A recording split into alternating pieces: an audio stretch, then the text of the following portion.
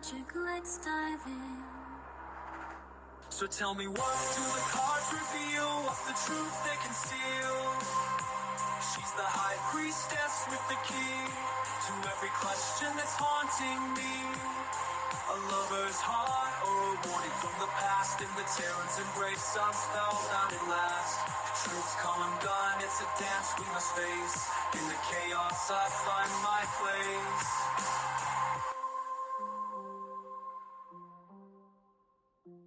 In the tarot's embrace, I'm spellbound at last.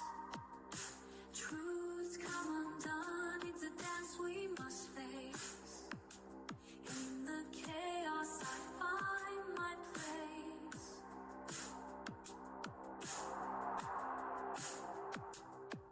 The moonlight glows, the veil is thin. Moon of infinity will call again. Thanks for walking in the light, where guides whisper pure insight. Until we meet, the cards will wait. Mystic whispers guide your fate. With every message our spirits send, for cosmic dreams our souls transcend.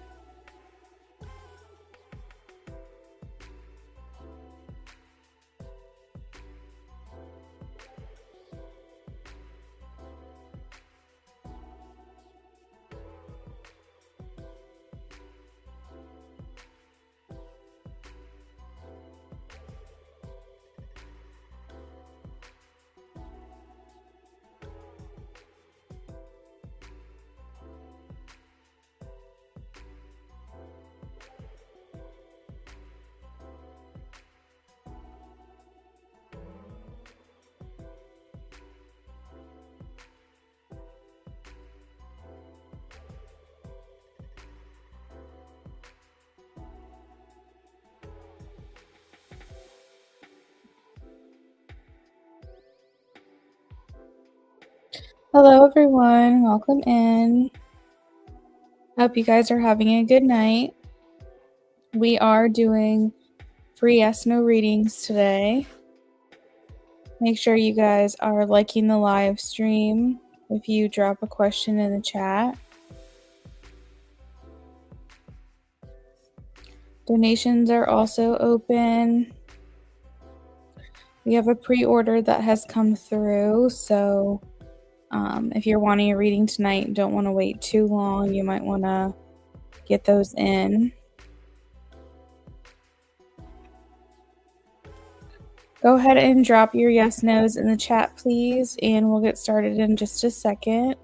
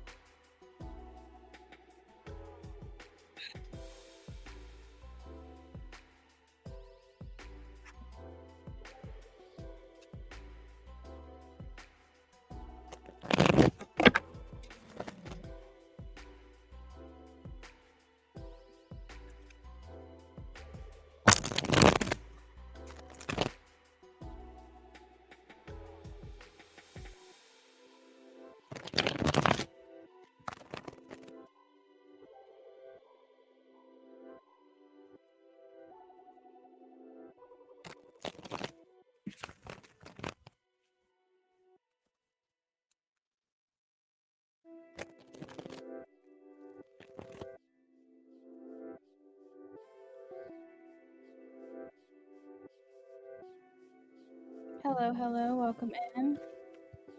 All right, we are going to go ahead and get started with the yes/no questions. First person is Amy.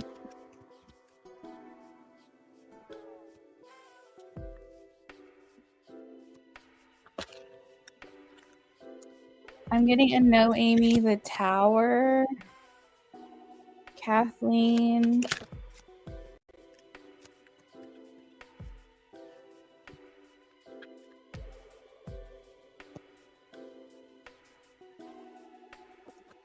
I'm getting a yes. Kathleen, you will have the opportunity.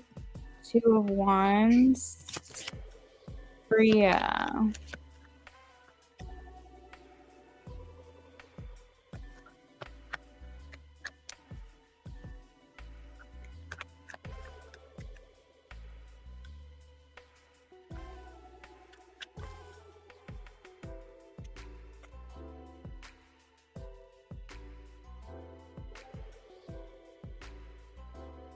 Bria, I'm leaning towards a no. It's not set in stone, but I got the 2 of Pentacles, which is like they're still deciding, or this is still to be determined.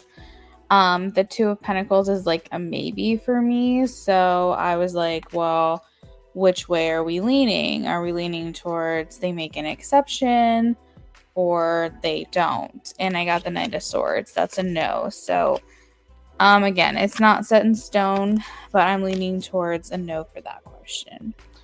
Shavana, please make sure if you are dropping a yes/no question, you're also liking the live stream.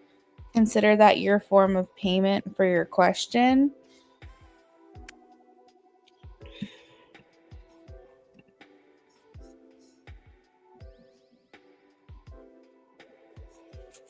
You're welcome, Amy. You're welcome, Kathleen.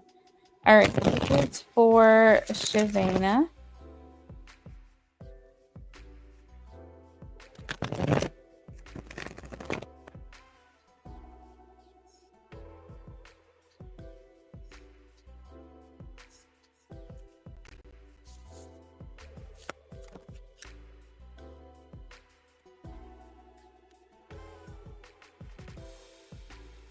Shavana, I'm getting a yes. It's the Judgment card. If you would like to elaborate on this, you feel free to donate.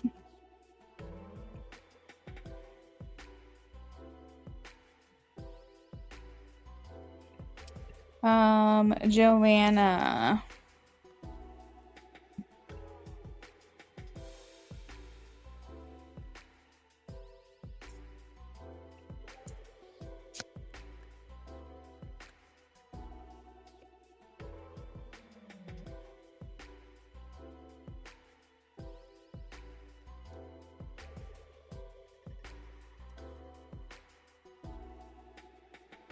Joanna, yes. Ace of Cups.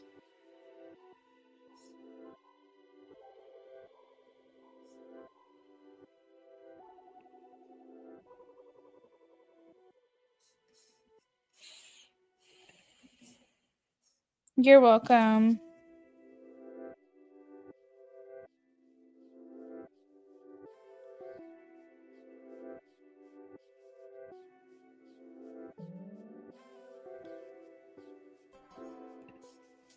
Maya.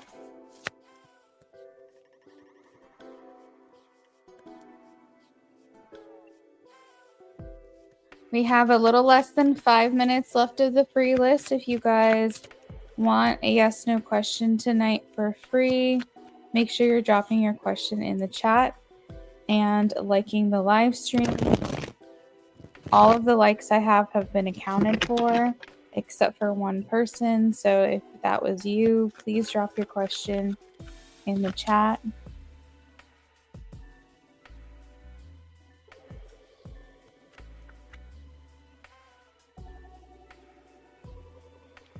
Maya, yes, the Empress. If anyone who got a free yes/no question would like elaboration on their question, or if it sparked a new question for you, donations are open. My price list is in the description, and if you have Cash App, Venmo, or PayPal, you can click the link tree in the pinned comment, and it will take you to all of my mobile pay app information. You're welcome, Maya.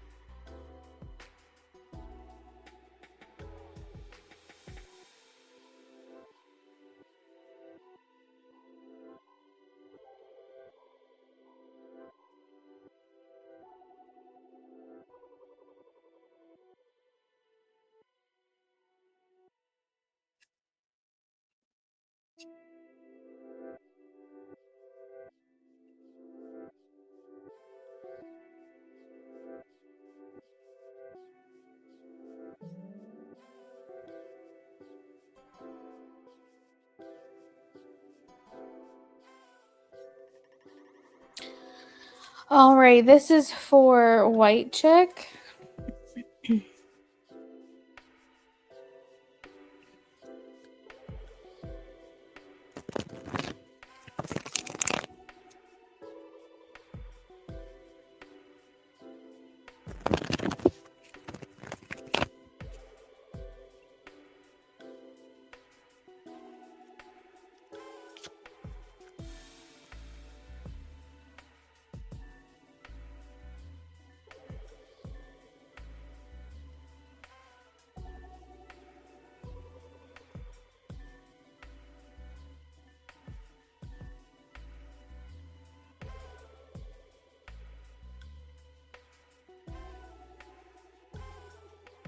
Hey, lovely. I'm doing good.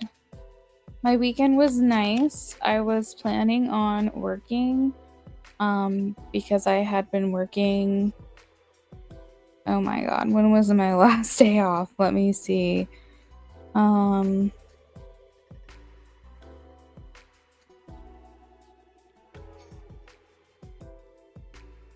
worked 19 days in a row. So I was very happy to have the weekend off. It was not expected. That was not the plan necessarily, but I just listened to myself and was like, you need a break.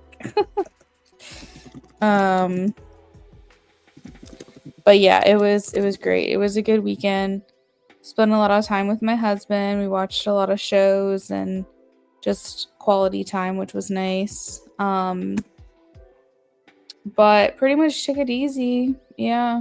I took a lot of naps. Got a lot of sleep.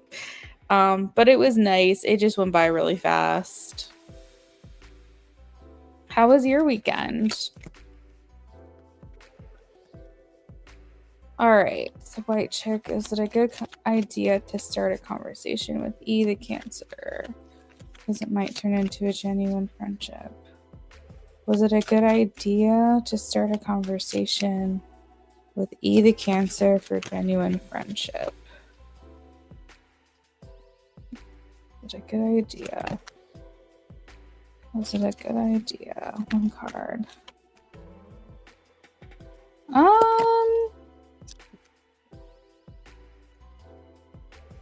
I feel like this is a very like wordy message, white chick, and I think Spirit's having a hard time answering it because you're wanting to know if it was a good idea to start a conversation because it will lead to a genuine friendship.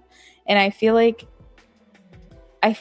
I'm having a hard time from Spirit. Like, I don't know if it's going to lead into a genuine friendship, if I can be honest. But as far as like, is it a good idea to get to know this person? Is it a good new experience? Ace of Swords is a yes for me. I just don't know where this is going to turn out because I have the Two of Pentacles, and that kind of means like things are up in the air, nothing is set in stone. So I think you're going to have to kind of play this one out. I think you're going to have to just see. I don't necessarily think it was a bad idea to start talking to this person, but I don't know if it'll lead to genuine friendship. I think that's yet to be seen. So, white chick, that's what I have.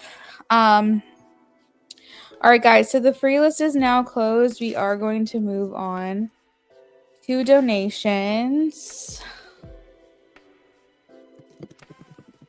You said, girl, those weekends are needed. They really freaking are. Here's the thing.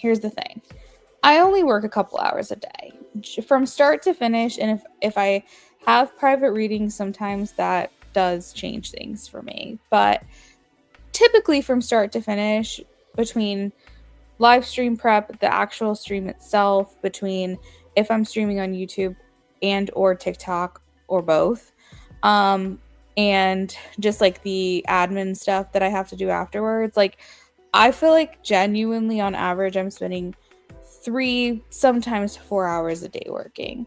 So with that being said, I don't work a full day, and that's really convenient for me. And so sometimes it's easier for me to just work all the way through and not ever have a day off, because I do get a lot of time to myself throughout the day. And I find that when I take time off, it's harder for me to get back into the rhythm. It's harder for me to get back into the motivation side of getting back to work. So sometimes, while time off is nice, sometimes it is easier for me to just keep going and working all the way through. So yeah, I mean, it was definitely needed, but it does make for a harder Monday, if I can be honest. Your weekend was great. Got some rest. That's awesome. That's perfect. I feel like I cannot sleep enough these days. White chick, you're welcome. Hey, Michael, you missed the free list. Make sure that you're getting here early, Michael. I've noticed that you always come in after the free list is closed. My free list starts as soon as I go live, and I go for 15 minutes. So you're going to have to start coming earlier, okay?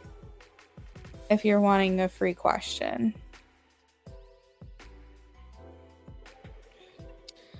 Now this week you'll be working more because you want to put more mindset content. Oh, I love it. That's happened to me when I go on vacation. It's so hard to get back on. It is. It's like while you're on the break, it's nice. But at the same time, you're kind of like, ugh. So for me, I kind of would just prefer to just keep working every single day, you know? Just to keep that momentum going.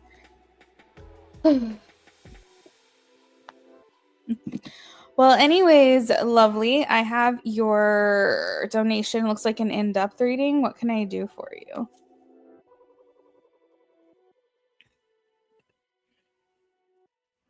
Cool.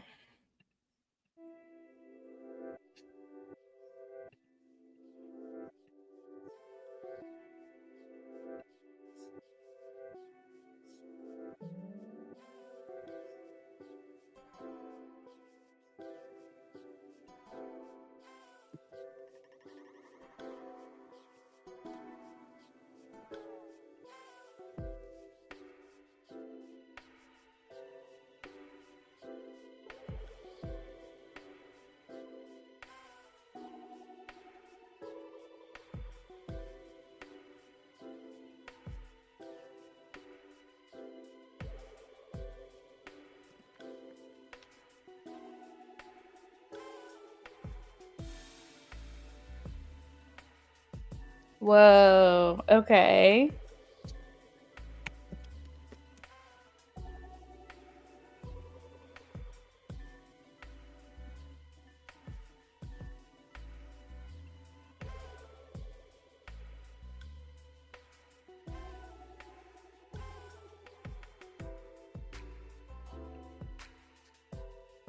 What do you need to know about this?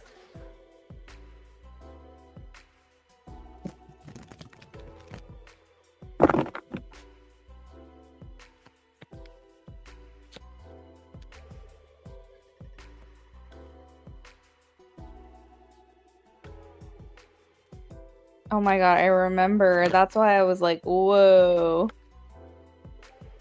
That's crazy. Especially because, like you said, your sister doesn't really... I mean, I'm sure she has strength and intuition and stuff, but the fact that she doesn't really lean into that side of herself, but she was feeling that way is really crazy. What does she need to know about this?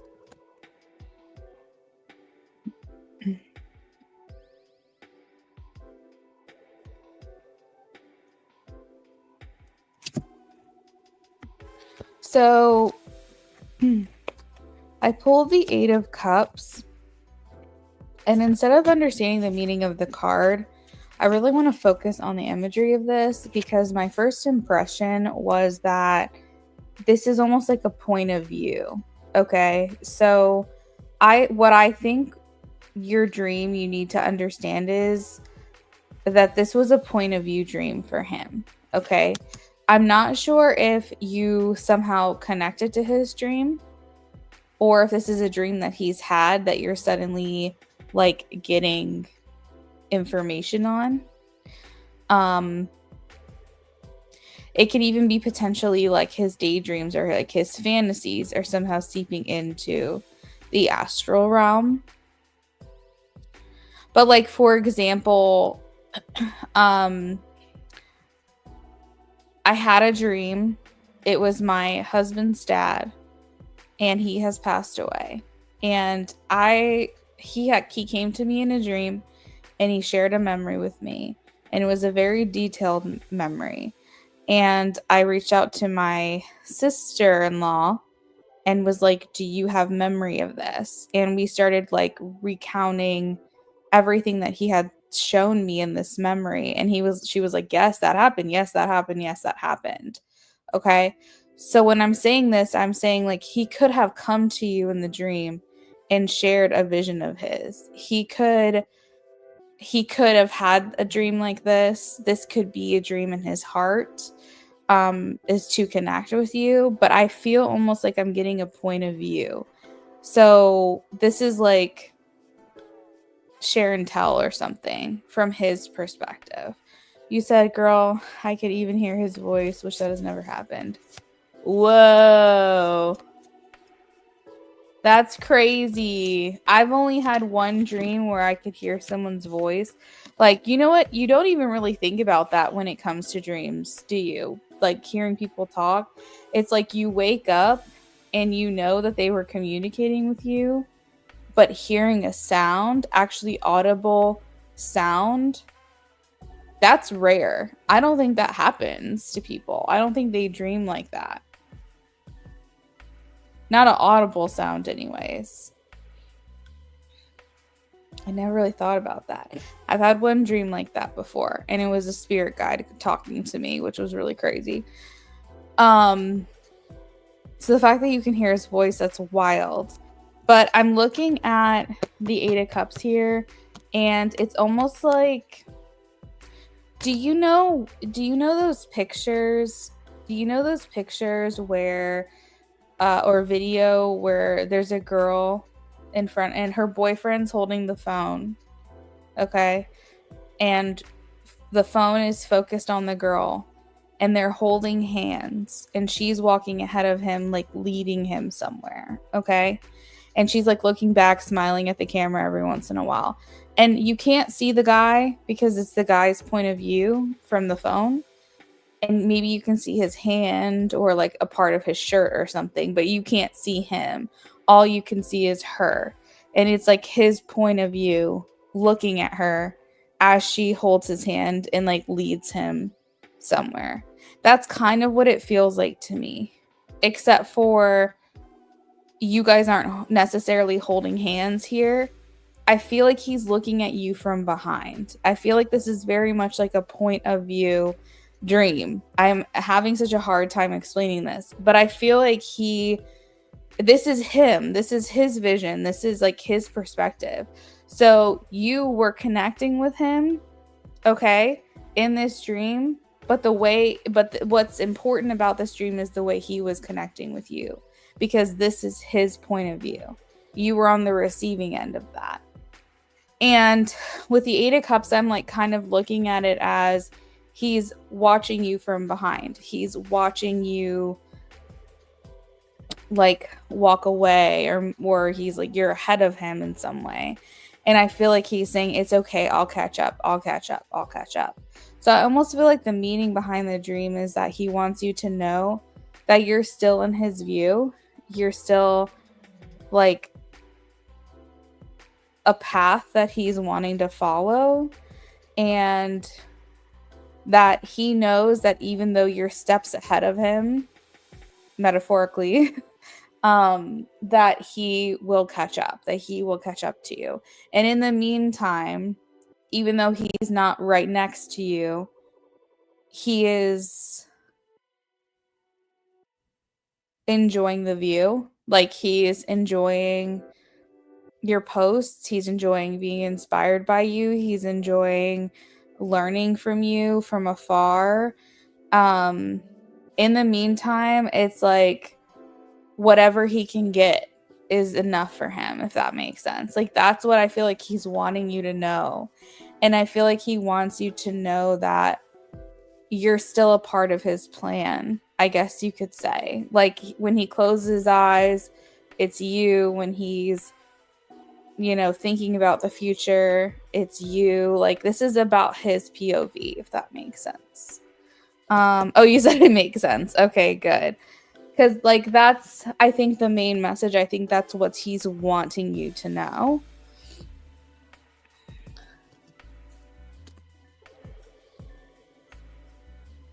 In the dream, while he was expressing his feelings, I was the one feeling like I'm not ready, but I'll catch up. Really? That's crazy, because that's kind of how he was feeling. The fact that you just made it clear it was his POV. Yes, exactly. So you were almost seeing this through, I guess, his point of view. And so, the feeling not ready but catching up, it's almost like he wanted, how when people say, I wish I could put you in my head. I wish I could put you in my head and you could see things from my point of view. Do you know what I mean? There's so many times where I've said that in life because I want people to like understand. Like, I'm like, if you can get in my head, if you could like feel what I feel and see what I see, you would understand. And so I feel like that's him. I feel like he's trying to put you in his shoes or something through that dream. That's why I'm having a hard time explaining this, but I am happy that it's like, you're getting what I'm trying to say, because otherwise I feel like I would just be confusing someone in my explanation. But yeah, that's the meaning of the dream. I feel like that's what he wants you to know, is he was trying to put you in his shoes. He was trying to explain to you his thoughts, his feelings, to try to help you to understand where he's at. Okay? So, and you know, dreams are a little warped, okay? So sometimes dreams are not going to make logical sense outside of a dream, but we have to understand the symbolism behind it. Okay. So just because in the dream you were the one saying, I feel like I'm not ready, but I'll catch up, doesn't mean that's how you really feel in real life. That might just be him saying, that's how I'm feeling. Can you relate to that? Can you understand that? You felt exactly what I said. Yeah. So, yeah. I think that's the end of the message. I feel like that's what he wanted you to know. And the things that were said, the things that were expressed, how he was coming across, you know, this was important for him, for you to know this. And like I said, I don't know if this is a dream of his. I don't know if this is a vision of his that he's had, that he wanted to share with you in the astral realm. But it's something, again, from his perspective, that he felt like needed to be communicated to you. And I think that your sister saying he's going to be in your energy more, and also me acknowledging that as well, and now you're feeling that firsthand, I feel like that is a big deal. And, you know, there may be a little bit of, you know, let me put you in my shoes, but also I want to put myself in your shoes too, because he's mirroring you right now. There's been evidence of mirroring. And so he may also, in the process of trying to catch up, he may be trying to like mirror what you're doing, an effort to maybe like further along the progress that he's making.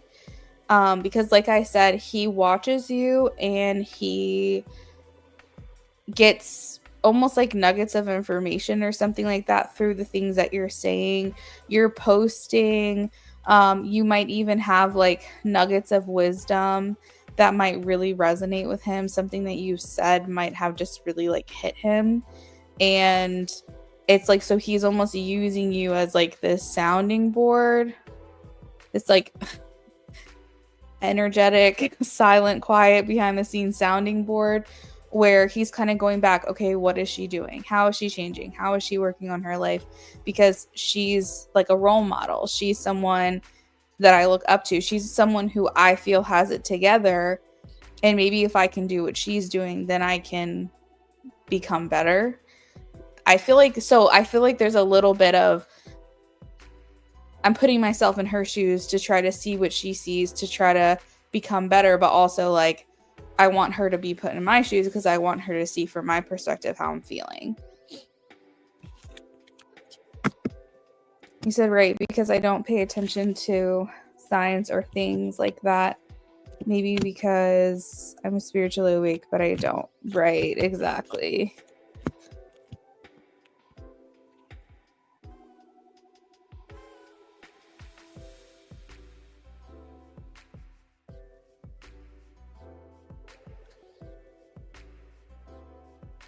Yay! I'm glad that we hit it. That was really cool. I liked that question. Thank you for that question. That was a lot of fun.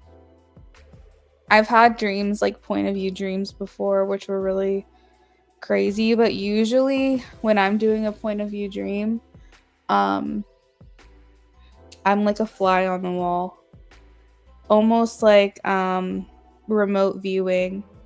I remote view in my dreams. There's been a few. It doesn't happen all the time, but I feel like I've done it like a couple of times. There was a situation with my cousin, and I was explaining to her a dream that I had where she was feeling in distress. And my cousin kind of put two and two together that I was tapping into the energy of this guy that she was talking to. And he was trying to like help his sister because she was in like a distressful place. But what was weird is like I could float around the rooms. Like I could follow behind her. She didn't know I was there. And then like I would go upstairs. Like I knew like the whole layout of her house. I could go to the second floor. I could see everything, but it's like she didn't know I was in the room, which was really weird. And that I think was happening in real time. And then there was a memory that was shared with me, which I had told you about just now. But I was a fly on the wall. Again, I was remote viewing. It's like whenever this happens, the people in the dream don't know I'm there, if that makes sense. They don't know I'm around, but I can see everything. Yeah, like a guide, exactly. It was really it's really crazy. And it's happened a handful of times. It's not like all the time, but it makes me wonder if that's something I can do in real life at some point.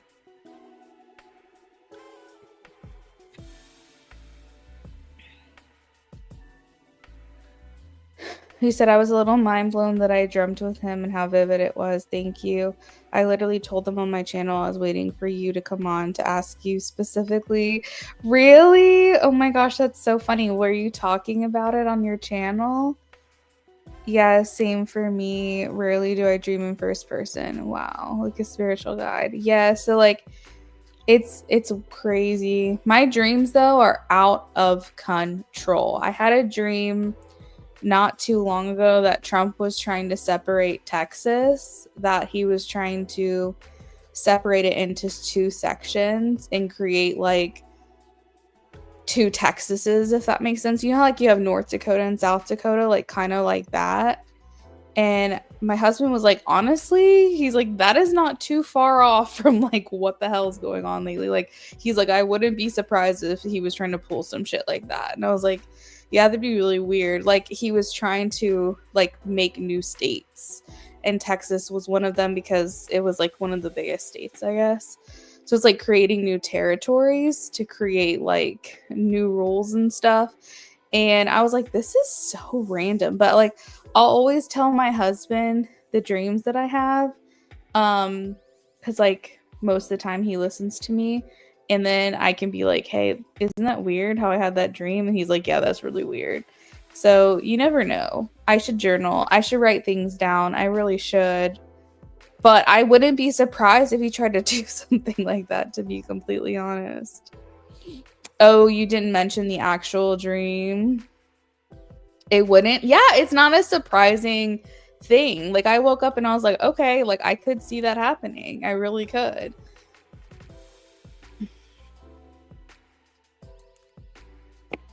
So if ever it comes about that Trump is trying to create new territories and take existing states and create new ones, you heard it here first.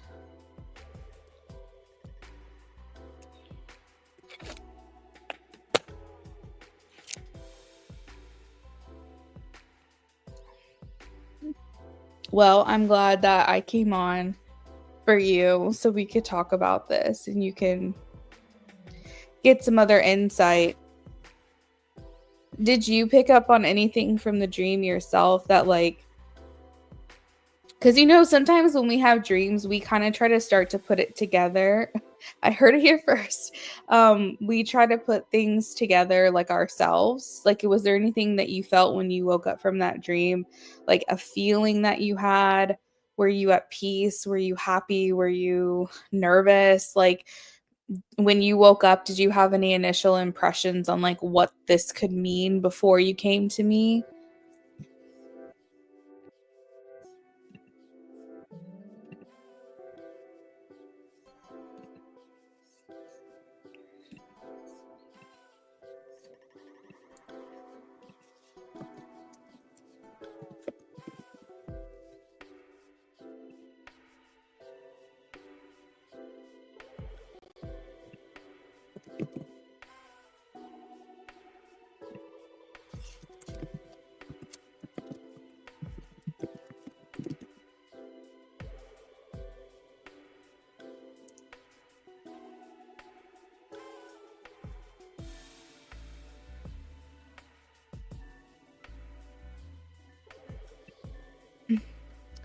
Honestly, I felt peace and happy and comfort. That makes me happy. I'm really glad to hear that, because there's so much uncertainty surrounding this connection for you that feeling that way, that's like such a nice feeling to have. Maybe because it reminded me of the warmth I felt from him on our date when we FaceTimed. Yeah. I mean, there's definitely still something here, lovely. I think the part that makes me root for him is the part that I feel from him of wanting to become a better person. Let it go, let alone like his appreciation for you in terms of like seeing your value and being inspired by you and feeling like you're a role model, someone he can like look up to right now. That is beautiful. But like more than anything, it's the wanting to like work on yourself, wanting to shed the old, fighting the conditioning, like fighting who he used to be. Because like we said, sometimes you can regress, sometimes that like old way of being can come back, but it's like him trying to fight that every single time and try to be better. It's like, how can you not root for that? How can you not root for someone who is consciously reflecting and going within and trying to work on themselves and trying to be better? And I really think that it's like he's doing this for him. I think that he knows that the only way he'd ever have a chance with you again is if he does this stuff. And so that is definitely a motivating factor. But I think as a whole, it's like, 80%, I want to do better, because what am I doing? What am I doing with my life? And I love that for him. And it's going to be a long journey, because as we all know, old habits die hard. But if he can spend less and less time in those old ways and like snap out of it quicker and not linger in that energy for long, even if those things start to sneak back in, I think that the more awareness he has, the easier it's going to be to overcome those regressions, so to speak. And, this is good for him overall, regardless of how things work out for you guys.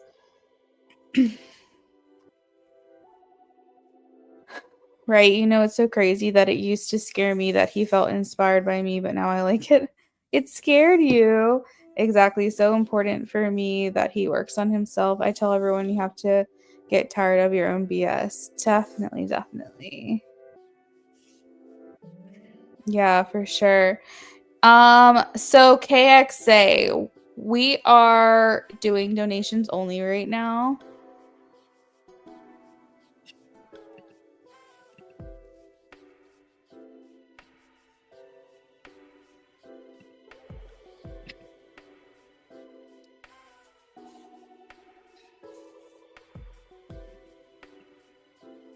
So we're pulling for him, we're rooting for him.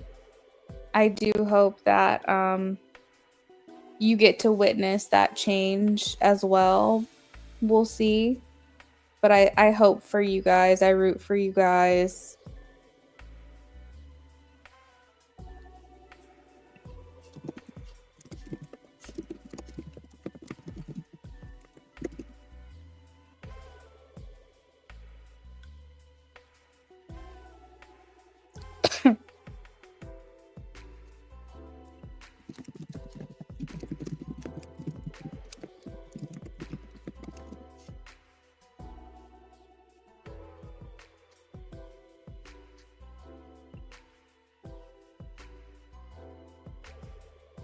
You're welcome, lovely. I hope you have a good night.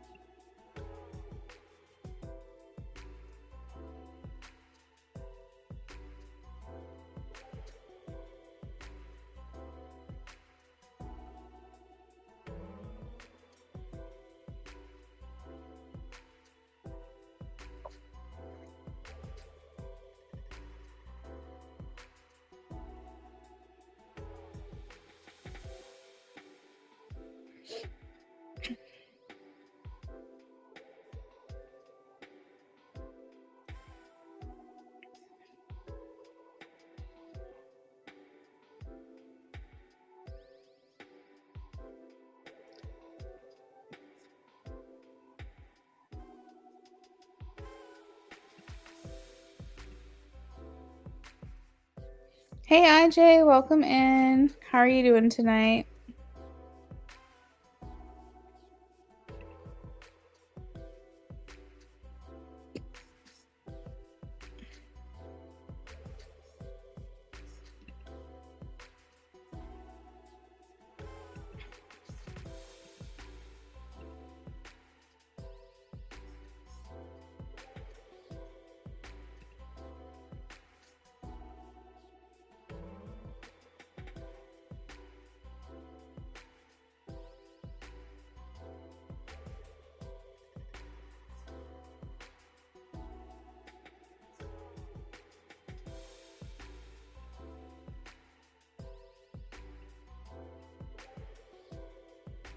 Good.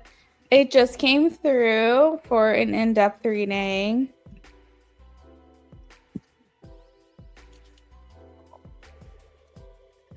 So you're actually next, IJ. I just finished with Lovely just now.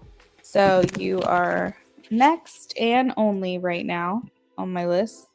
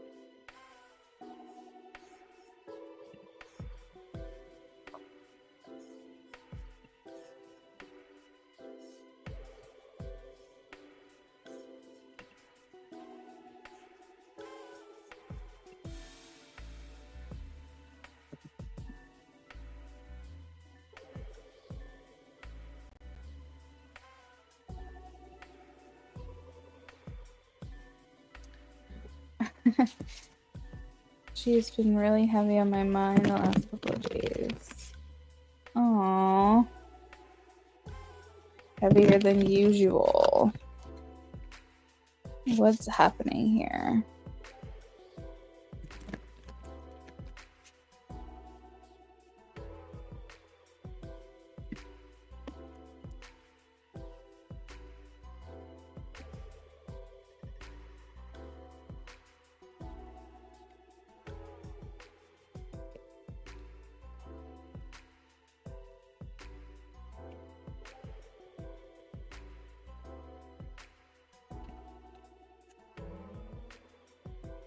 This must be the night of dreams, or the night about that we talk about dreams, because I'm kind of getting like she's missing you, and it almost makes me feel like there's not meetings that are happening in the astral realm. Because I remember that there's a lot of plans that you guys make together in your dreams, and like you, it's been a while since I've talked about this, but you guys kind of make plans, like you guys talk or something, and sometimes there might be dreams that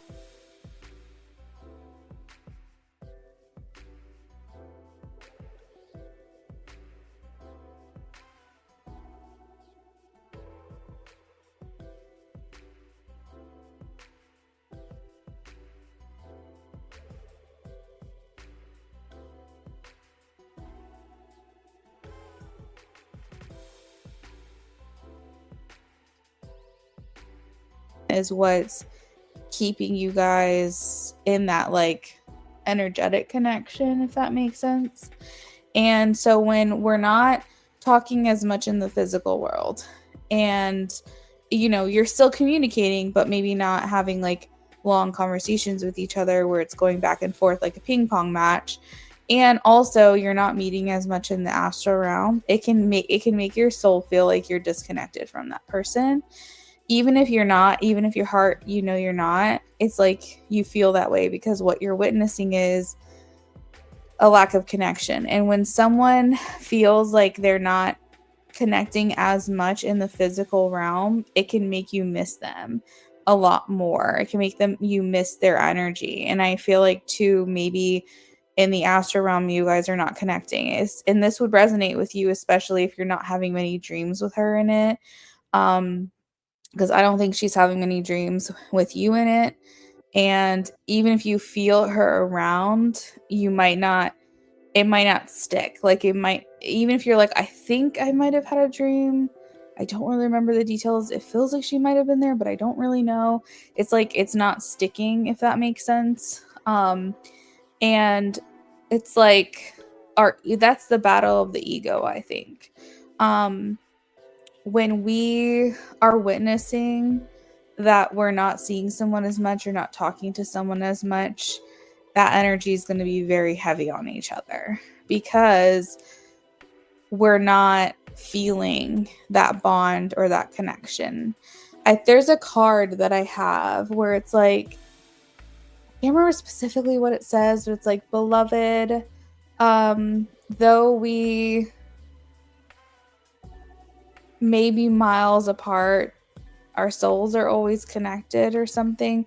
It's almost like our ego can't comprehend that love transcends time and space and everything, and that you guys are always connected no matter what. And so when we're witnessing in our real life that we're not communicating as much as we would like, that creates the heaviness, and that creates the idea of missing one another. And like I said, if you're not connecting in the astral realm either as much, then you really feel that disconnect. So I think ultimately what it's coming down to, IJ, is you missing her a lot and her missing you. And because really, what do we have right now? What do we have? We have thinking about one another. I have the 7 of Cups. And it means that, like, no matter what you have going on in your life, no matter what you have going on in your responsibilities, things that you have to get done, you can keep busy and be distracted all you want to. But when we feel like we don't have that contact, especially one that we want or one that we're used to, we start to feel like no matter what we have going on in our lives, that person is always going to be there. That person's always going to be in the back of your mind. And I do feel like when you start to have a relationship with her, when you get to a point where you guys are seeing each other every day or talking every day, it's almost like your ego witnesses and starts to believe that you don't have to miss each other in the same way. Okay? So yeah, you'll miss each other if you're not with each other, but it's different because there's that confidence behind it that she's interested in me and I'm interested in her. And it's very apparent that we want to be in each other's life. But when we don't have that reassurance and we don't have that consistency, it almost feels like a heavier longing, a heavier desire. So IJ, I think part of this has to do with you. I do. But I think that there's also a huge part of this that has to do with her. And I think it has to do with the lack of consistency and communication right now in both our 3-dimensional reality and like the 5th dimension or wherever we meet in the astral realm. I don't really know the answer to that. I feel like you guys are anchored to each other. I feel like, you know, it's weird, IJ. I'm almost getting like rooted. I don't know if magic is the right word, but I like when I'm feeling anchored, I'm almost feeling like anchored. You guys have created something where you're just anchored to each other through lifetimes or something crazy like that. Like I feel almost like this is like magic. Like this is something that you guys did together. Like you guys could have even had a life where, you know, you did magic together or something, and you created this bond with one another where you would always be anchored to one another. It's almost like she keeps you grounded and you keep her grounded, and it's like crazy. Like I'm almost tapping into almost like another lifetime or something where you guys did magic. It's weird. The reason I'm feeling that way is because I have the devil. Hey, Kayla. Donating now. Perfect. I'll be with you shortly. I have the devil here. Okay. And the devil talks about attachments. Okay. Attachments through fear. So maybe there was a time in another life where you guys were scared to live without one another and thought, okay, let's find a way to tether our souls together because I never want to live a life without you. I never want to be without you. Okay, so there might be, and I don't really know how it works. I don't know if this gets like, if it's just as strong in every single lifetime or if it gets weaker and weaker. I'm not quite sure. But I almost felt like you guys wanted to do anything you could. Okay, Kayla, that sounds great. You wanted to do anything you could to like be with each other. So, maybe that's the heaviness has to kind of do with that too, potentially, if that's the reason, because this is what's coming through for me. I'm wondering if maybe that has something to do with it. It's almost like your subconscious mind is trying to like remind each other, hey, this was our plan. This was our agreement. This is what we decided to do. Why are we not communicating as much? Why are we not spending as much time together? Why did we stop meeting in our dreams? Like, you get what I mean? I almost feel like maybe the heaviness sometimes serves as like a reminder. It's like that thing you can't really ignore, you can't really avoid, because it's like woven into you, and almost like an alert system, almost like, oh, something's, if you guys are somehow like pulling away from each other because you're not communicating as much, then it serves as a reminder of like, hey, actually, let's remember why we're here. Let's remember what we're doing. You said, I remember you talked about a past life with her and it showed up in one of the first channel messages. Egypt?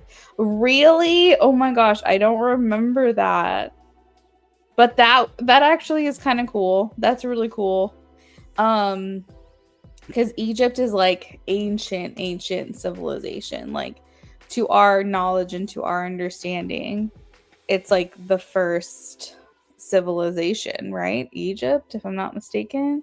So that means that the power here is crazy. So IJ, I think it's very basic, but also it's very complex. I think on a basic human ego level, you guys are just recognizing that you're not communicating as much and you're both missing each other. Foundationally, to the core of this, it's just missing each other and wanting to talk and wanting to communicate and wanting to be around each other. But it does expand past, oh, well, we don't meet in the astral realm as much anymore. Oh, well, we have like this, we're anchored to each other. We have this attachment to each other. And we're being reminded in the moments that we're not seeing each other as much, how much we do want to be together, how much we do miss each other. So it's layered, but at the core of it, it's just a matter of like missing each other and wanting to be with each other and wanting to be around each other.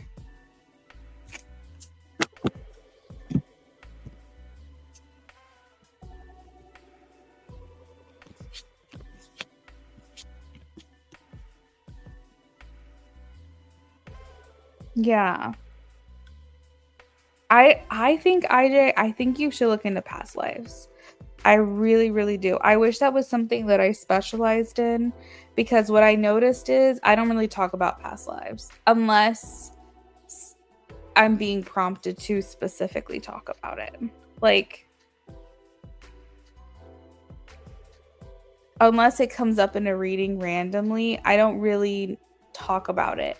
But I feel like if you went to someone who specialized in past life, like they could specifically tell you like how many lives you guys had together and like what some of those lives were. I don't know, maybe you could find that online, like a specific reader, I'm not sure, but that would be so cool because I would love to hear what they have to say, and I would love to hear like how it lines up.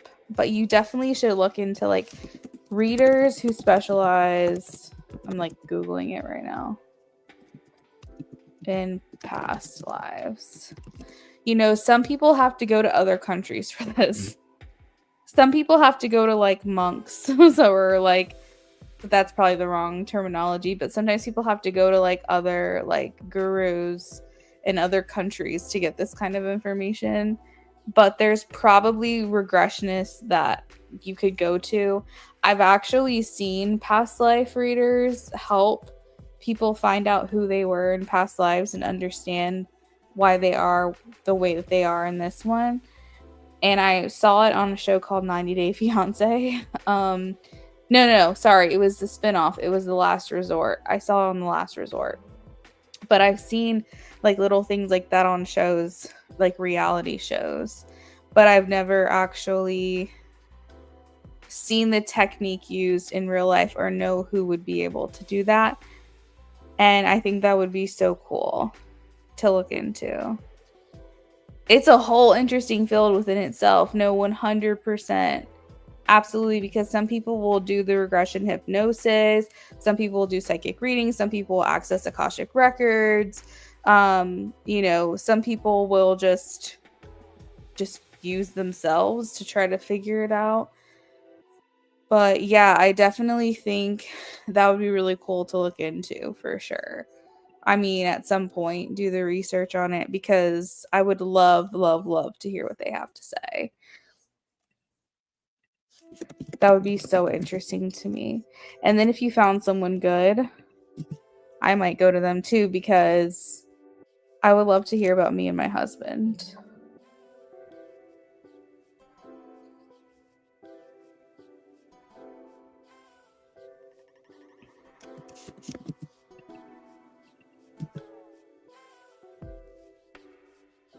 Yeah, definitely look into it for sure.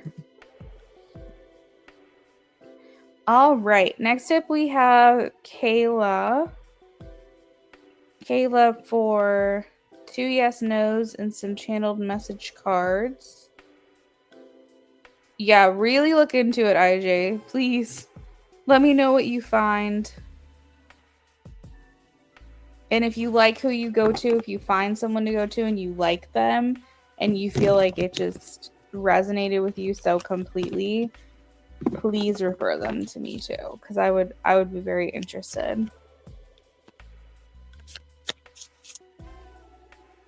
But I think that will help bring greater understanding, IJ, about her and your connection. Because I feel like I said, I don't talk about past lives very often, and I feel like I do a lot with you and her. And so, like, I definitely feel like it's something you gotta look into. All right. Have a great night, IJ. Thank you for stopping in. All right. Kayla says, is Khalik thinking about Michaela? Is Khalik thinking about Michaela? Yes or no? Yes, 3 of Pentacles.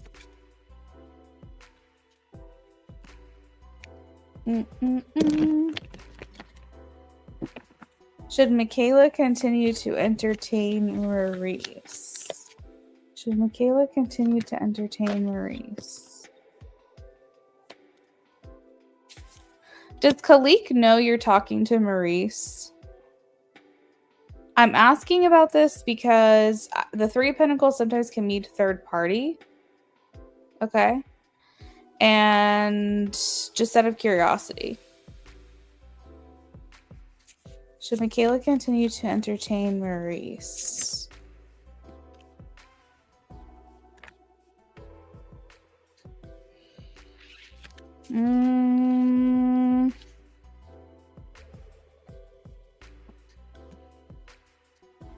He might have an idea and you pulled back. Okay. Kayla, I feel like Spirit is saying no about Maurice. I feel like they want you to see greener grass somewhere else. I have the 5 of Swords, which talks about like conflict. Like this person might just be like creating more of a headache than they're worth. And then I have the Knight of Swords, which is like, bitch, run. That's what it feels like. Like, girl, just don't do it. And then I also have the Ten of Wands and the Sun, which means that you'll be happier if you leave the situation with Maurice. So this is the ex who did you not right, and you ended up talking to him again. Okay. Yeah, I feel like Spirit is saying you're gonna be happier like on the other side of Maurice. And I feel like Spirit wants you to walk away from this person. So Maurice is the ex. Am I understanding that correctly?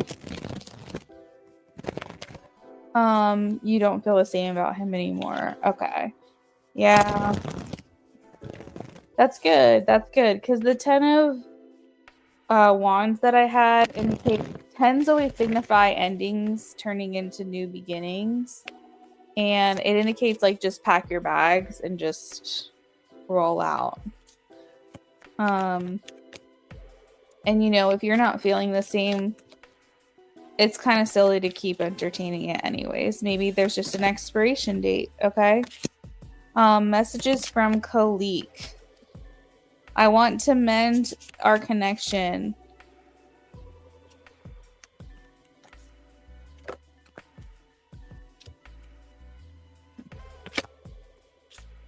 I want to mend our connection.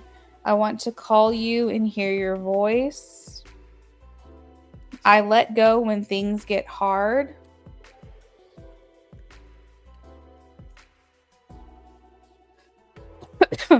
Do you and Khalik have like a runner chaser dynamic? What I mean by that is, does it seem like there's always one person that's more into this connection than the other? And it means you guys can switch off. Maybe sometimes he's interested in you and you're not ready, or you're interested in him and he's not ready. It's like there's this like cat and mouse game situation. Okay. That's what I was picking up on. What else does he want to say to her? Soul contract. The lessons I learned from you and me will never be forgotten. Chemistry. I have never felt a passion this intense.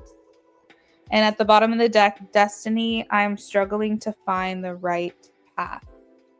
So wanting to fix the connection, wanting to call you and hear your voice, runner chaser dynamic, leaving when things get hard, soul contracts with you, lessons I learned from us will never be forgotten, and chemistry. I have never felt a passion this intense. At the bottom of the deck, I'm struggling to find the right path.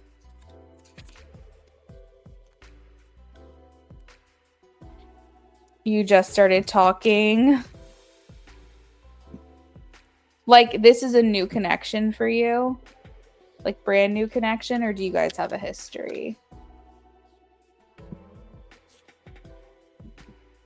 Divine timing, hello and welcome in.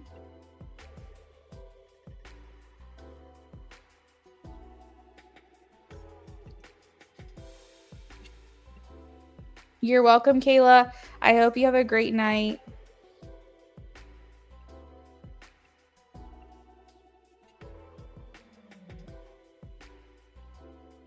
Brand new. Okay. That makes sense. So when he says I want to fix the connection or I want to mend the connection, we can use an interpretation of a new connection, basically saying like, I want this to go well. I want this to work. Because if there's no need to mend or fix anything, obviously that we have to take how it resonates for the situation. They are pre-made cards after all, but I would take that as, guys, sorry, my cats are fighting. Oh my god, hold on.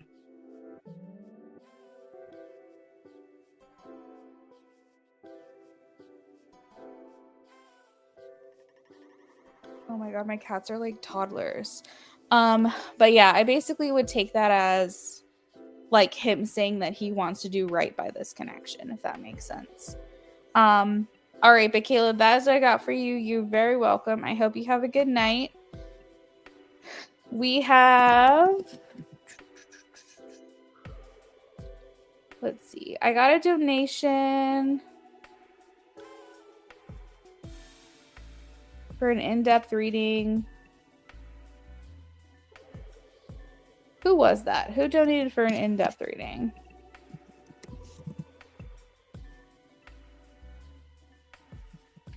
Lovely, are you in here right now?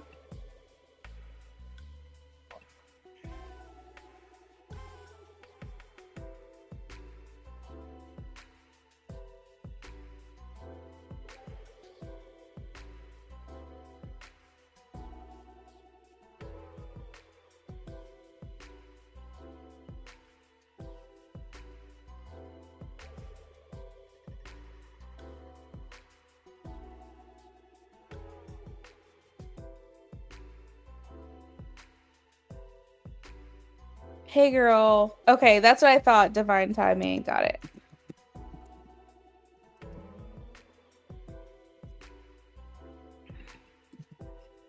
Hey Nessa, welcome in. We are just doing donated readings right now. Our free list is closed for the night.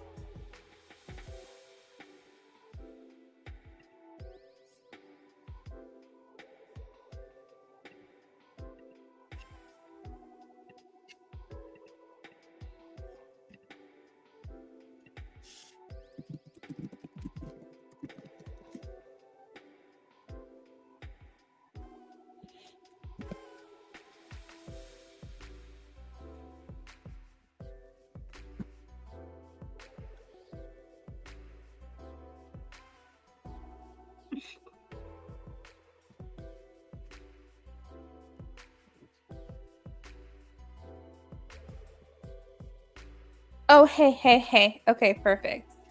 Because I was gonna send you a message in Instagram.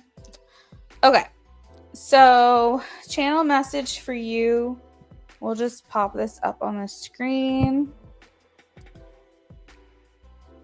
These wait times are nice tonight. The way the donations are coming in, I feel like people aren't waiting very long, which is really cool.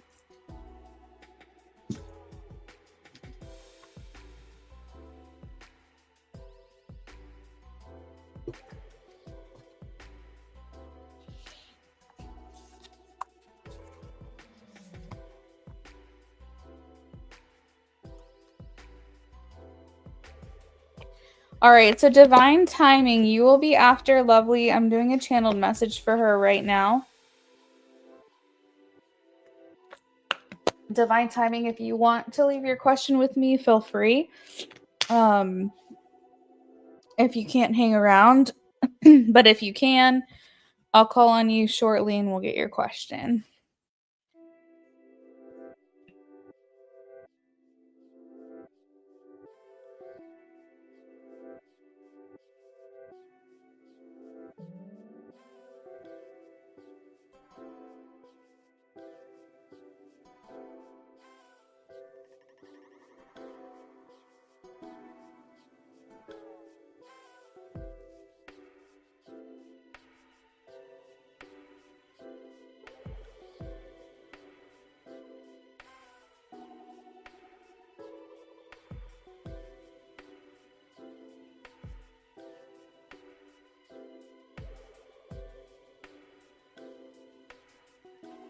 I'm not sure how I should ask this question because I'm not actually with the person I want to know about.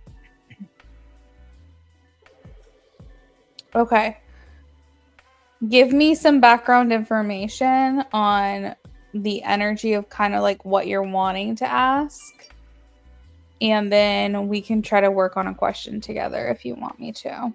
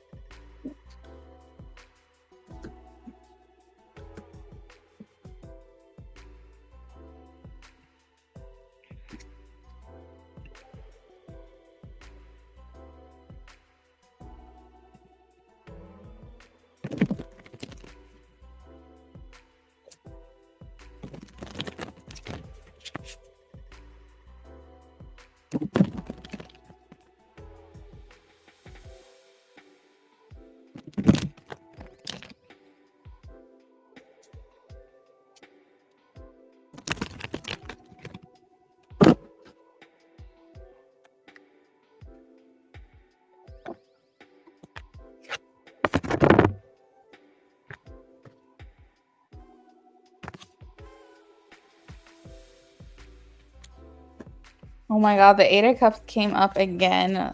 That's crazy. I wonder if he's going to talk about the dream at all.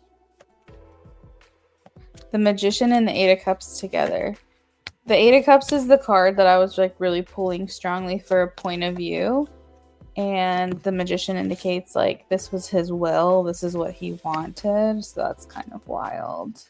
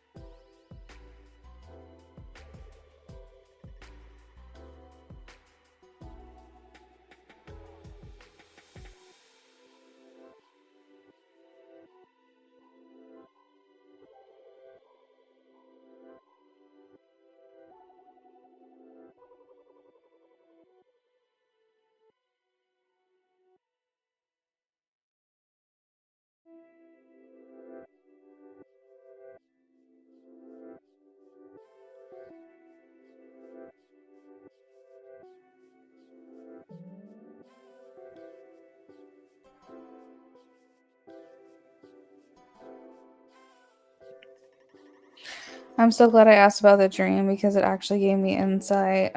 That makes me happy. I'm glad you asked about it too. It was fun for me. So I'm glad that you enjoyed it as well.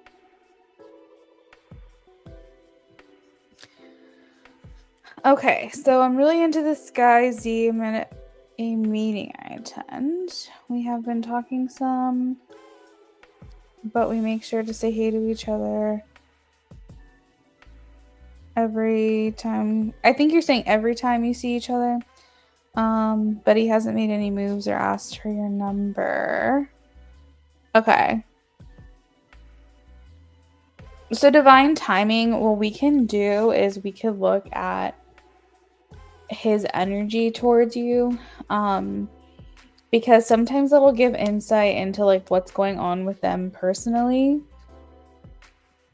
In terms of maybe like, I can just ask the energy because sometimes feelings will come up, sometimes intentions will come through, sometimes like what's going on with them and their own thoughts. And maybe, if they have plans to ask for your number, it just hasn't happened yet. Or if maybe they don't have plans to do that, but we can kind of see. So if you want, I can just look at the energy from his perspective when it comes to you, if that's like kind of what you're looking for, since you said you don't really have a specific question. Hey, Carrie. Yeah, so the free list is closed. Okay, so you want to know if it would be a good connection.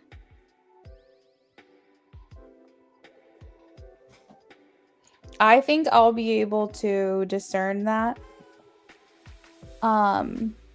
by the reading that I get for you, Divine. So if I do the energy, like his energy towards you, I think that I'll be able to discern if it's a good connection for you or not, or if it's coming through toxic. So,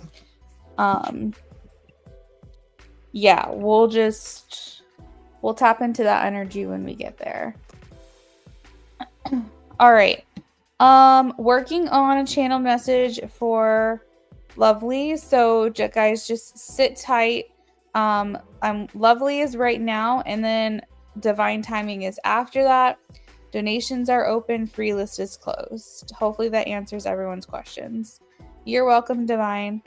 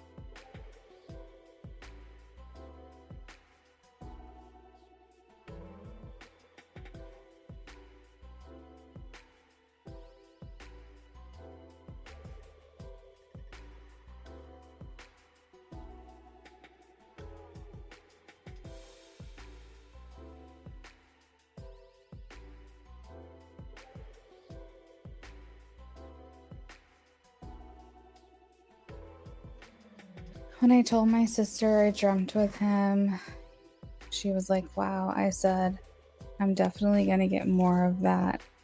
And maybe him really showing up in interviews and social media.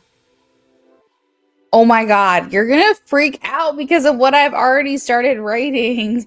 This is going to be wild.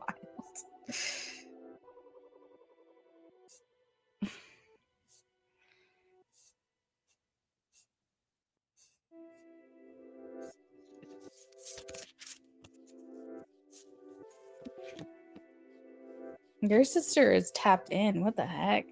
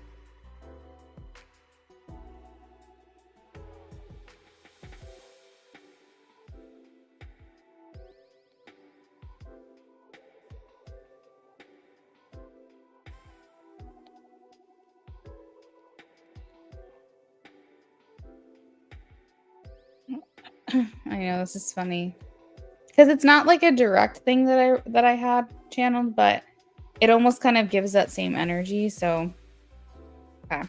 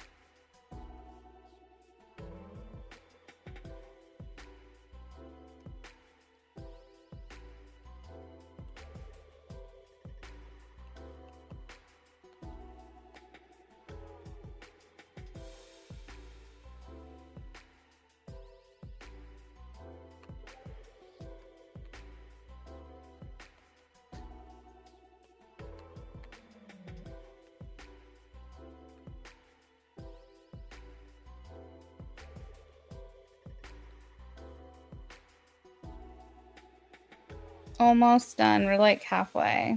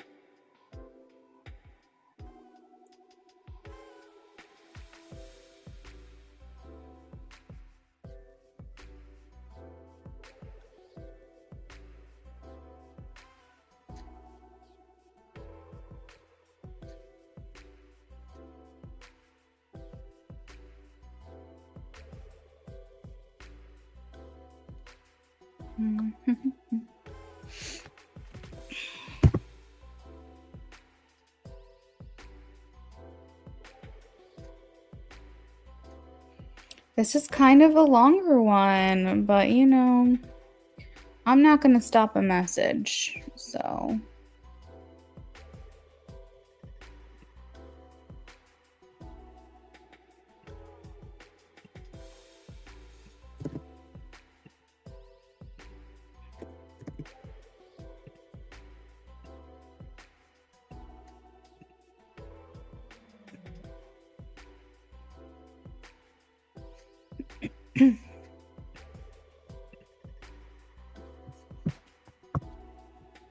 I remember you said you felt like the messages make it longer. Yeah.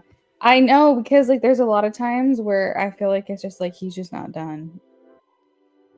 He's just not done talking. All right. Let me pull up Instagram.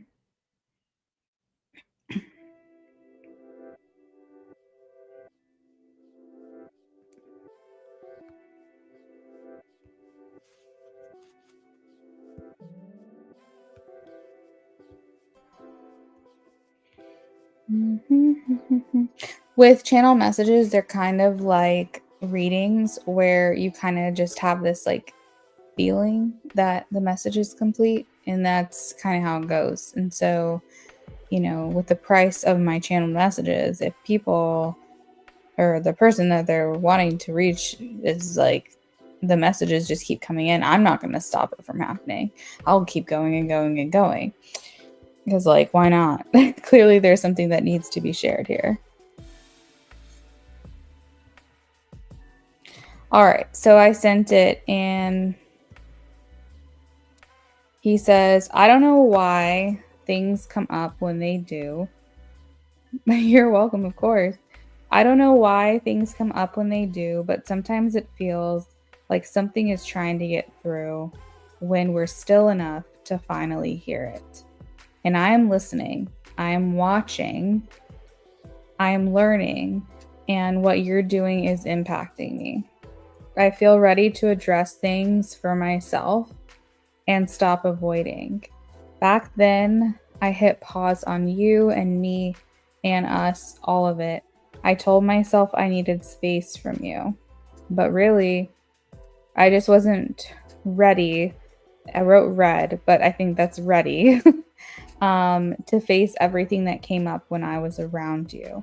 I just didn't know that at the time. This was something I learned as time went on, because initially I just recognized that I was uncomfortable and I thought it was you making me feel that way, but it was actually me making me feel that way. You made me feel more than I could handle at the time. So I just let it go, and that fact gets harder to deal with every day. So, with this reading, a lot of what he says is kind of cryptic, but I can explain section by section the energy I was feeling when I was writing it.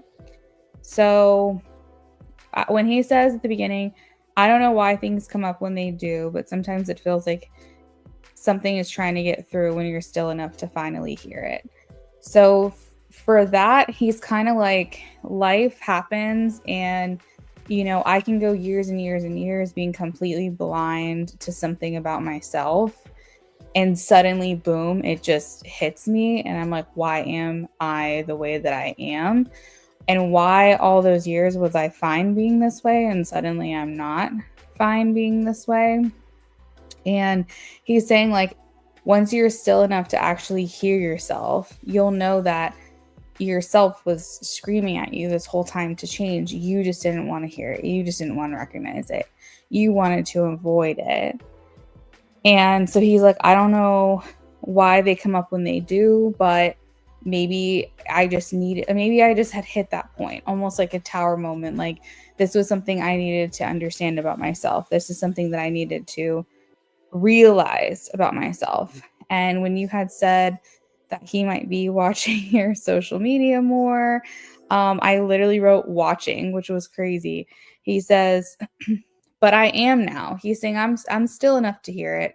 I'm paying attention now. I'm listening. I'm watching. And I'm learning. And what you are doing is impacting me. And so this could be just from what he knows about you, what he's learned about you, wanting to change to potentially have another chance. Your impact could be from social media, because he says, I'm listening, I'm watching, I'm learning. So this could also just be him being in observance of your social media as well. He says, I feel ready to address things for myself and stop avoiding. So that's really big. And he said, back then I hit pause on you and me. I told myself I needed space from you, but really I just wasn't ready to face everything that came up when I was around you. And we knew that, but the enlightenment here is that when he pulled back from you, he didn't know that all of that was the reason why. He just said, oh, Lovely is making me uncomfortable. She's doing things that, like, I'm not ready to, like, do or be or become. And so he almost initially blamed you for this discomfort. But he's saying that as time went on, he recognized that it wasn't you that was making him uncomfortable, that it was himself. And it was because of the things that were coming up that he had to face, that he had to deal with when you were around, because you were that person that was going to really challenge him to grow. And that was something he wasn't ready for. And he says, you made me feel more than I could handle at the time. So I just let it go. Okay. And so I think that when he let it go, Lovely, this was him saying, it was easy. I let it go. It was easy. Like, letting her go was so easy.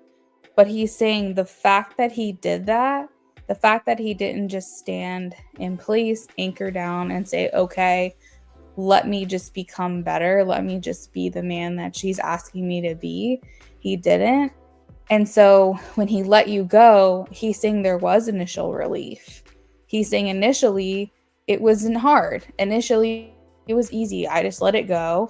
But he's saying the fact that he did that gets harder and harder to deal with every single day that goes on. So he's wanting you to know that when you guys first separated, it was almost like, oh, thank God, the pressure's off. I don't have to deal with this anymore. She's clearly wanting something from me that I'm not going to give her. And, like, let's just move on. She was a cool girl, but, like, whatever.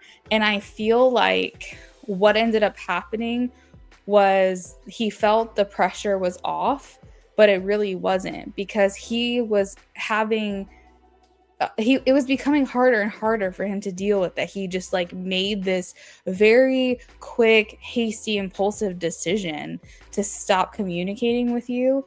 And it's like, as every day is going on, he's like, this fact that I just did that, this fact that I didn't think it through, this fact that like I didn't just try and like I just really just let this girl go. This is a fact that I'm having to face every single day, and it is getting harder and harder for me to deal with myself.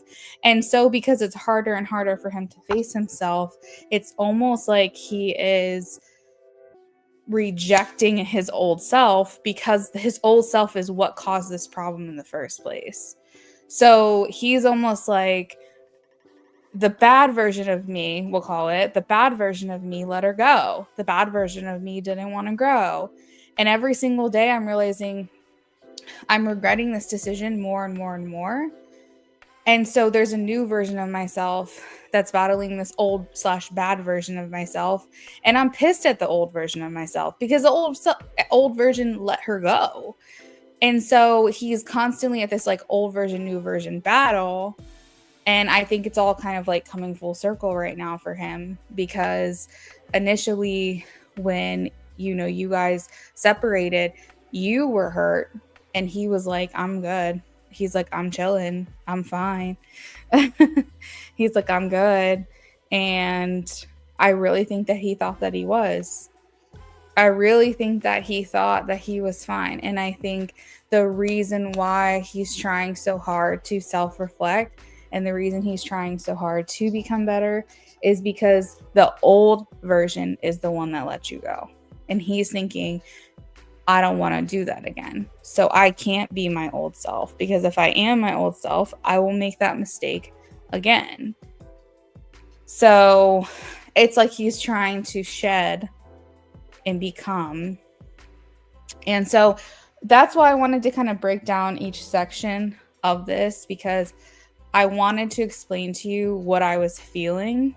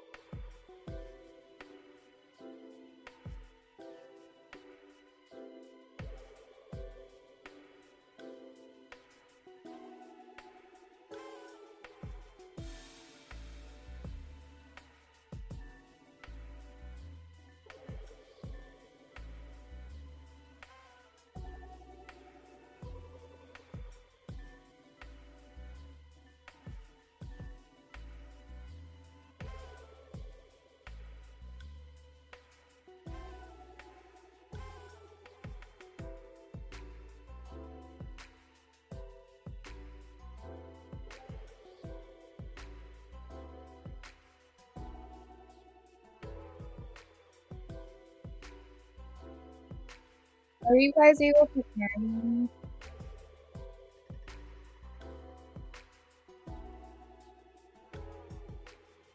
I just want to see you guys. I had to back out and come back in. Okay, perfect. So lovely. I was wrapping up your reading, and basically all I was saying, this is the first time StreamYard has done that. That's crazy. I was just saying that basically the old version of himself and the new version of himself is kind of like him being friends with himself. So you said that you were working on mirroring and letting go of your old version in a loving way.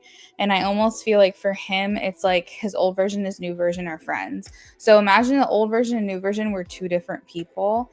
And like the new version is like, yo, man, you really messed up. And the old version's like, what do you mean? And the new version is like, you let her go. Like, if I ever got a chance with a girl like that, I wouldn't do that.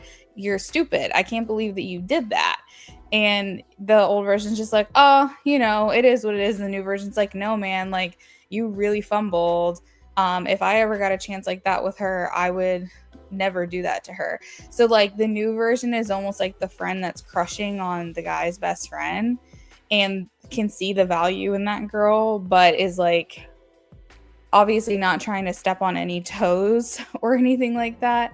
And it's kind of like, but you know, like if she gave me a shot, I would absolutely treat her better. Like that's kind of the dynamic that I'm picking up from like the old and new version. But that's all I was saying. I'm sorry that the video cut out.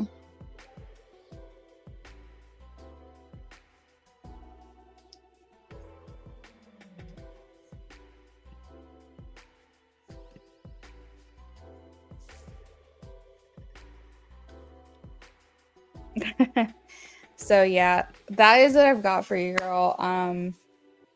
Really happy that I could do this for you tonight.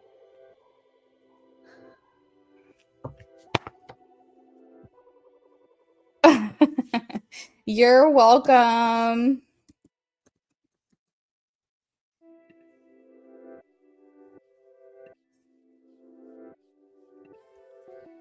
Okay, next up I have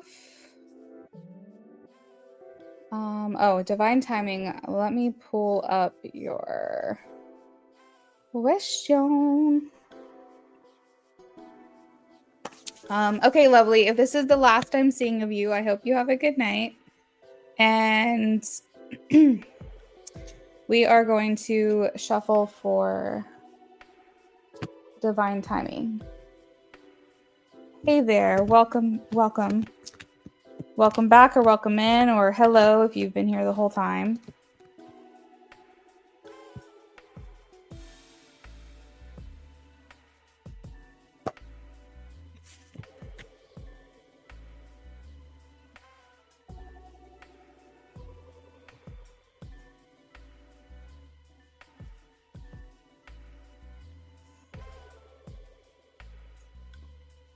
Been in and out. Okay, cool. All right.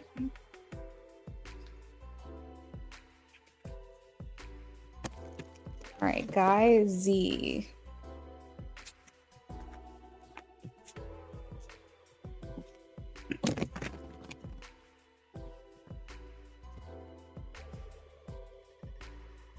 Let's see. What is the energy of Z towards divine timing? What is the energy of Z? Divine, if you have issues hearing me, please let me know. Apparently, StreamYard wanted to mute me for whatever reason. I'm not quite sure why.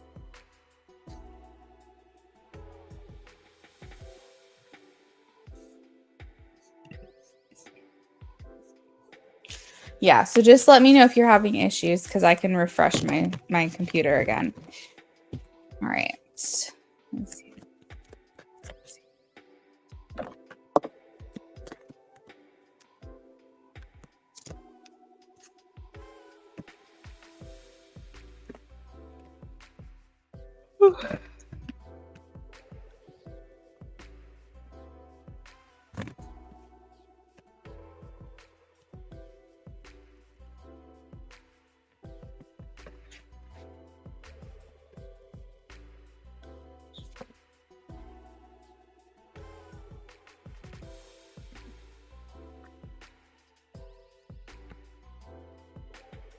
Okay.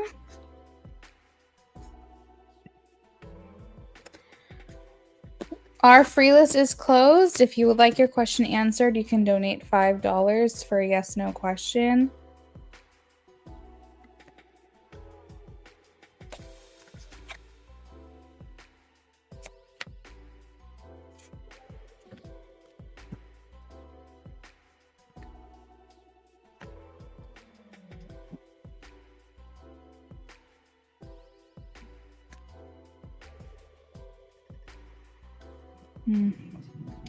So this is someone you work with, is that correct, Divine?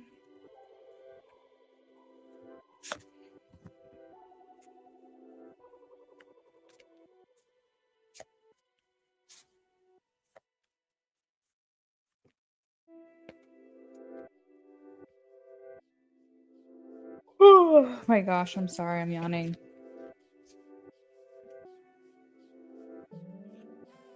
You don't work together. Okay. Oh, a meeting that you attend. Okay, so this is a meeting.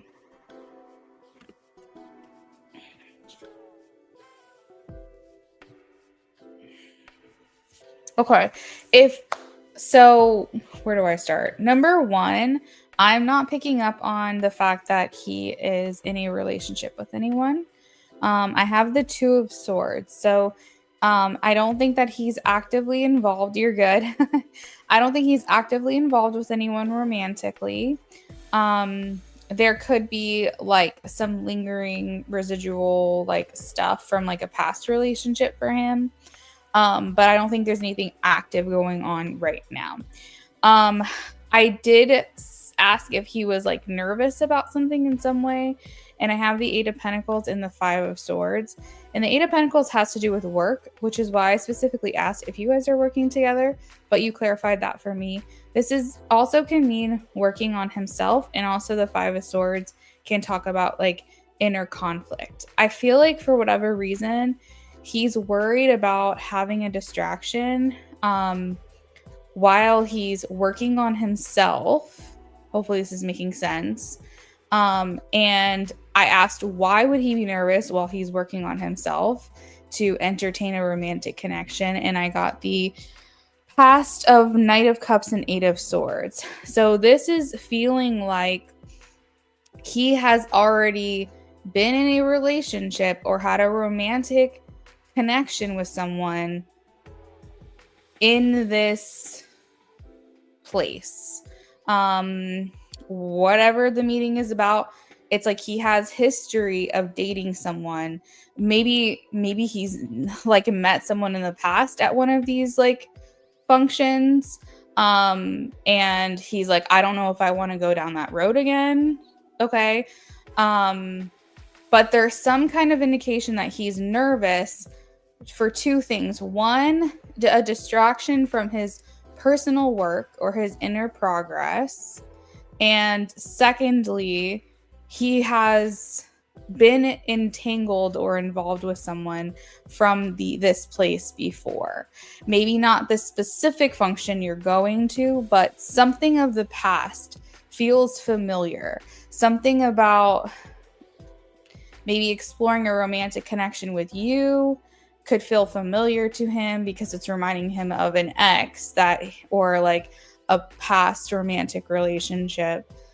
And he's not sure if that's the route that he should be taking, if that makes sense. So I don't feel like he's toxic. I specifically asked, like, what is the connection here? And he's saying that he likes you, he sees the value in you, that you are like coming across as very high value, humble, okay, put together, or at least you're trying to, and he finds value in that. And he sees you as someone who could potentially be like a great girlfriend or a great wife in terms of what he knows about you. But I think there's some weariness from him to engage with you due to his history. because even though you're a different person, it's like something about this feels familiar to him, and that didn't work out. And I think he would be worried about exploring that again. So he's taking it slow, okay, with you. He doesn't want to be impulsive. I have the King of Pentacles and the Knight of Swords. He does not want to be impulsive at all. He wants to kind of maybe get to know you more. And again, this is like, he's also maybe battling with like, am I ready for something like this? So it partly has to do with like his history, but it also has to do with like him saying like, regardless of where I meet my next romantic partner, is this a step I'm ready to take personally in my own journey? And I think that that's also a conflict for him. But regardless, how he pursues you and how he moves is going to be slow, because he has a history of being impulsive. I think he has a history of just kind of doing what feels good, instant gratification, jumping into things. This is not, it would be new to him or newer to him to really think things through, I guess. And I feel like he's trying to lean more into the more well-developed, more well-rounded, more thoughtful and mindful of his actions, versus someone who, it's kind of reminding me of like the difference between like a young kid who just kind of like does things because they want to, or they're in the mood to do it, or like other people are doing it. Or like he just feels like maybe he has like an adrenaline rush or something, because the Knight of Swords is like running for a motorcycle. So maybe there's some kind of like adrenaline rush or something that comes along with his older ways, his like old way of being. And then he's trying to become the role model, I guess, for that younger version of himself. And again, this is all metaphorically, but maybe you'll understand what I'm saying. He's trying to become the role model. He's trying to become the wise person, the person that you can look up to, the person that you can go to for wisdom, to say, hey, been there, done that. Don't be reckless. Like, I think that he doesn't quite feel that he's there yet, so it's kind of reminding me of like, he battles like the kid version of himself versus like the father. So like, how a father has learned from life and knows that if a kid is doing something dangerous, that they can say to the kid, hey, don't do that, or be careful, or that's not smart.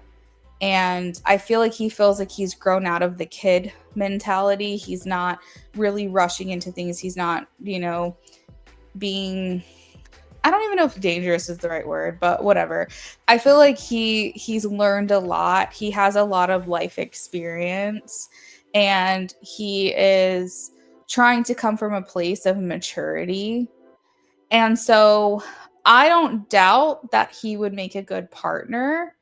I think that he feels that maybe he should just make absolute sure first. So there might be some like getting to know you more if you are going to this event or whatever it is. Like, there might be some more just like socializing with you and talking to you before he tries to take it to the next step, because asking for your phone number could kind of lead towards maybe you understanding that he has interest in you romantically. It can also come with its own side, like, events, or like side like, it's not side effects, but basically like when you ask for someone's number, a lot of the times, unless it's strictly a friendship thing, you get the idea that this person wants to talk to you in a romantic manner. And I think he's worried about putting that out there just yet. I think he's worried about giving the impression that he's interested in you romantically, even though I do think that he is.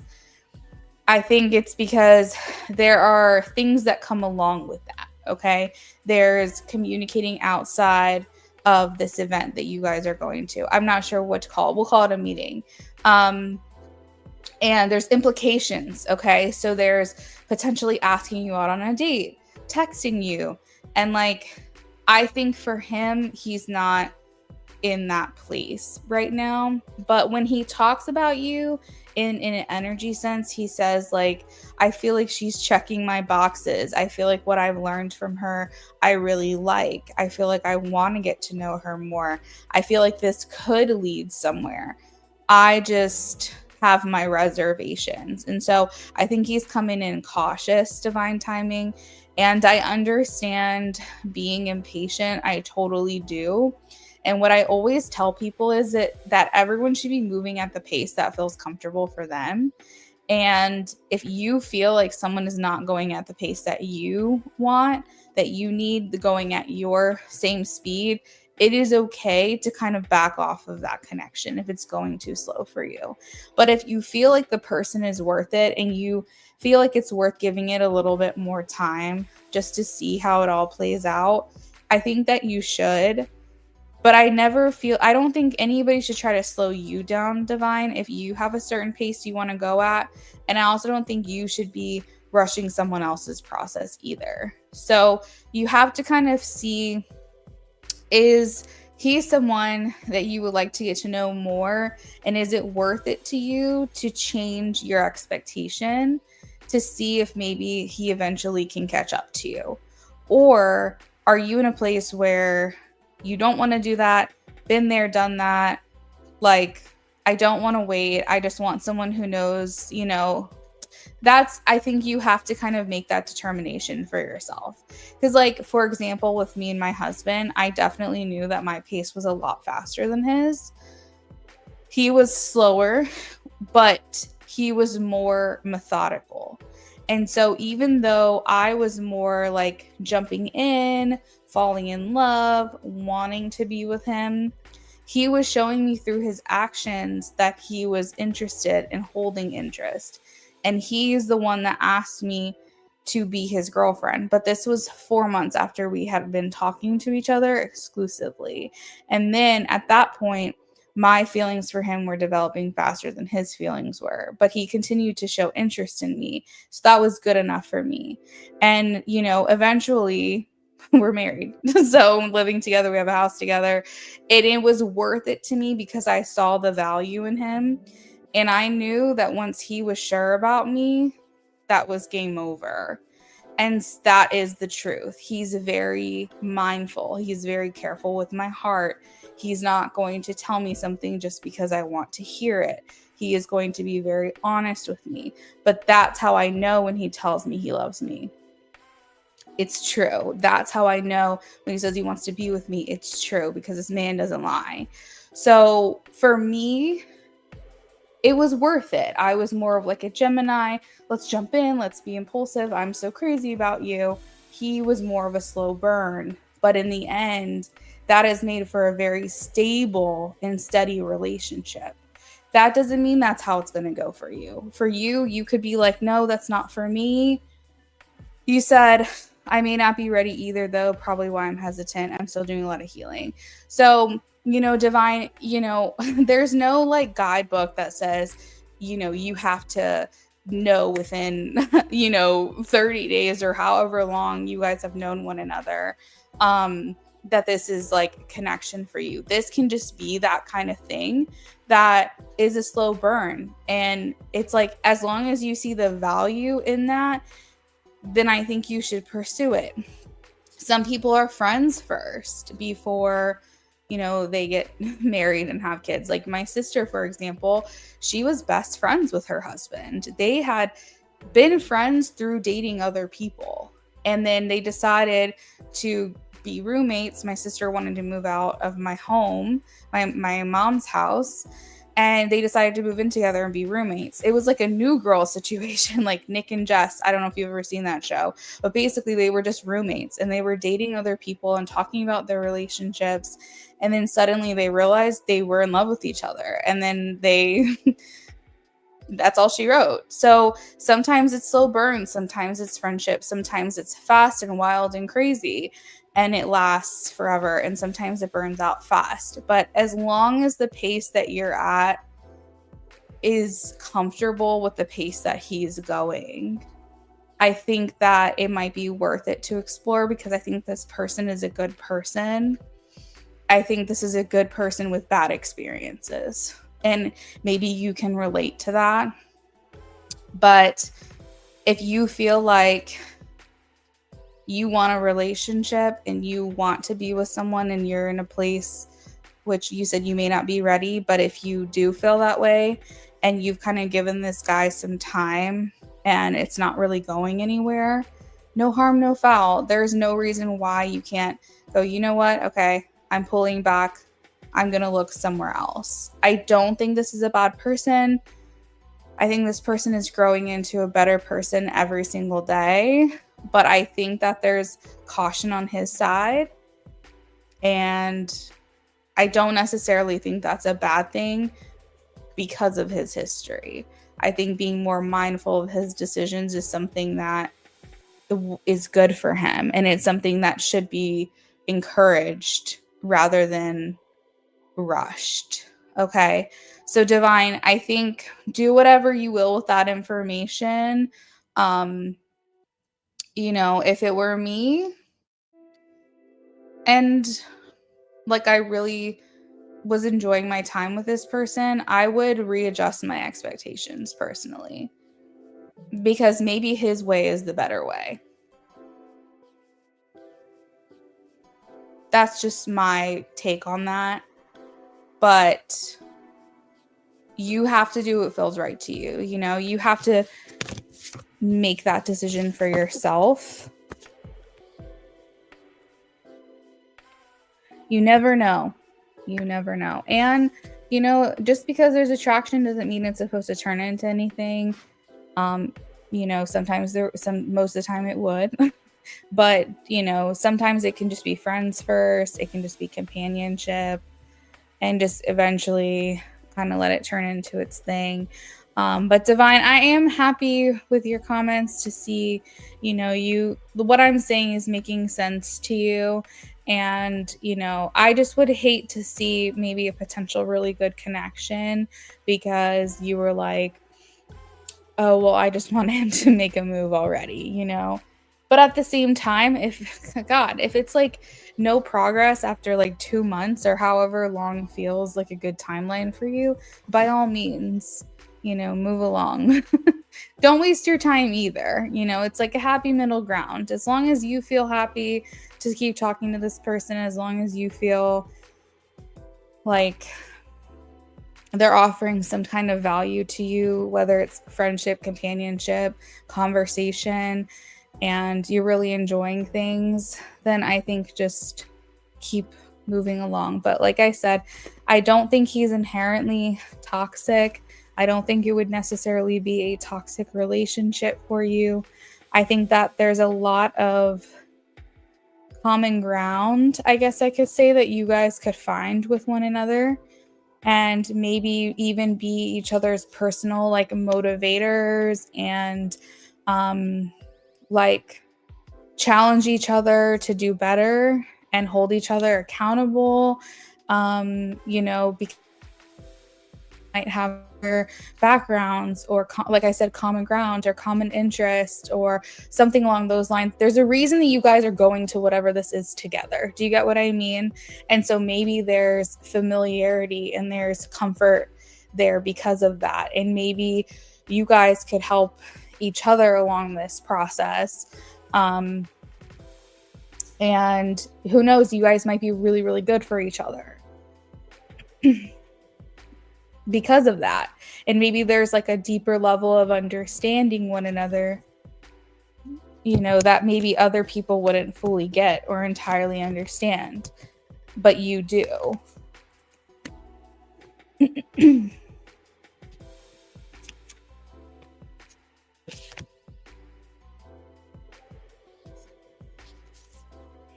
You have a lot of the same story. So, yeah. You're welcome, Divine. I hope you have a great rest of your night. That is actually it for me for the evening. Looks like I'm all caught up on my list. So, Divine, I hope you have a wonderful rest of your night. And I will see you next time. Thank you. Bye-bye.